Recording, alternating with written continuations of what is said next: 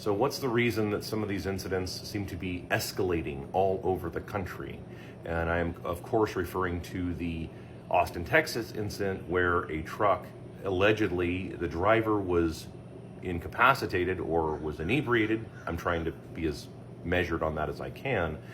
And apparently plowed his truck through a group of cars on the freeway at speed, unaliving several people, including children. So why are these incidents seem to be escalating in their severity and in their number? Why does that seem to be the case? Why is this? What's causing all of this? Well, let's go over it. Mega carriers, not necessarily mega carriers, but mega brokerages, which is, pretty much almost all of them now. All the carriers, if they can't get to freight, they start brokering it out. They take whatever 40-50% of the load, and then they broker it out to somebody else, these third-party carriers. These third-party carriers, many of them only have the very minimum amount of insurance, which is usually a couple $1,000,000 total, and they put anybody in these trucks. See, that gives a layer of protection from the other company. So, for example purposes only, let's say a giant company, a giant behemoth mega company that we would know instantly if we said the name, if those were the employees that they were hiring, putting in their trucks and sending them down the road. What would the lawsuits look like if that happened? Well, they would be gigantic. They would be in the hundreds of millions of dollars per incident. These companies they don't want to lose any money with that. So what they do is they create these third-party carriers. Now, how do they do that? Well, they put some money into a fund, into a lending institution, a newly formed LLC lending institution. This is exactly how the scam works. And then these third-party carriers borrow money to buy equipment. And then those third-party carriers can do whatever they want now.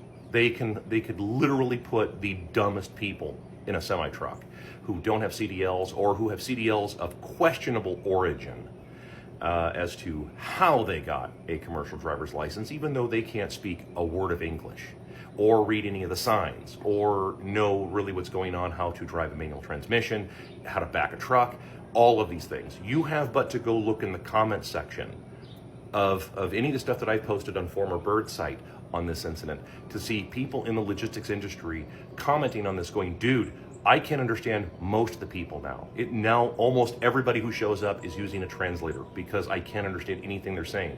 They're coming up to my windows asking, can someone else back the truck into the dock for me because they don't know how to do it. These are real things that are happening. In the trucking world myself, I have watched this stuff firsthand. I've seen this stuff. I have been backed into myself 4 times now by people. This is a problem, and it's getting much worse. And it's because of these third-party carriers that are running cover for these big companies. So when inevitably one of these incidents happen, the insurance company's going to write a check for the limit, $2 million. That's it. They're done. They're out. Now you can try and sue the company, but the company's just going to fold up that LLC and they're going to go open another LLC. Because they already have a DOT number and an MC number already waiting in the wings. They already have all this stuff. Okay, this is how you run these kinds of scams. Like, well, what about the equipment? Like, they're buying the equipment used. It's cheap. They don't really care about the equipment. They don't care about the 10-year-old white Volvo. They don't care about those trucks. Okay, those are a means to an end, and they don't care about the guys that are driving them either. Because as soon as one's gone, they just replace it with another. And this is exactly what's happening. And it's getting worse in the industry. And it's only increasing because it seems like some states now, apparently, allegedly, are just giving out CDLs now to anybody who decides they want one. There's no tests, there's no nothing. And if there is a test, it's in their language that they speak or that they understand. It's not in English, so they may or may not be able to even describe an incident that happened, which that's, by the way, that happened recently, as I understand. So, yeah, this is the kind of problem that is just going to continue to get worse in the trucking industry. The governed trucks and all of the lane departure gimmicks and the cameras, the 50 cameras inside the cab. None of those gimmicks are going to solve competency. Pinned to the top of my TikTok channel is a video called The Competency Crisis. It's over a year old. And I talked about this stuff back then, and it was getting bad back then. It's getting much worse now. And this is going to escalate, by the way. For those of you saying like, well, maybe we can get the politicians and we've got Trump and Trump's going to, no, they're not going to do any of this stuff. They're not going to undo it. They can't. They are caught in the proverbial rock and a hard place on this. If these companies, if all these big companies were to deport all those H-1Bs, all those people who are not high-skilled, like, come on, that's a lie. There are plenty of high-skilled Americans in this country that can do all of these jobs. Plenty of them, and then they will do it. They just won't do it for free. They won't do it for 40 cents a mile. Okay, that's the thing. Company drivers should be getting $2 a mile now. I didn't stutter. $2 a mile is what company drivers should be getting. Freight rate should be upwards of about $6 to $7 on flatbed at this point. And by the way, that's long haul, not local. That's what it should be. Local should probably be up around $12 to $13 a mile. That's how bad this has actually gotten, and it's gotten that way because of the inflation. So they're caught in this rock and a hard place. These companies, they don't want to pay all this out because then plebs will start paying off debt. This is just what ends up happening, is that you get regular, it puts too many dollars into the economy. I have an entire channel where I've discussed this stuff at length, that all an overheated economy is poor people paying off too much debt. Bankers cannot have that. They can't have Americans making too much money. They have to keep you poor. It's required. So, this is the issue that's going on in the trucking world.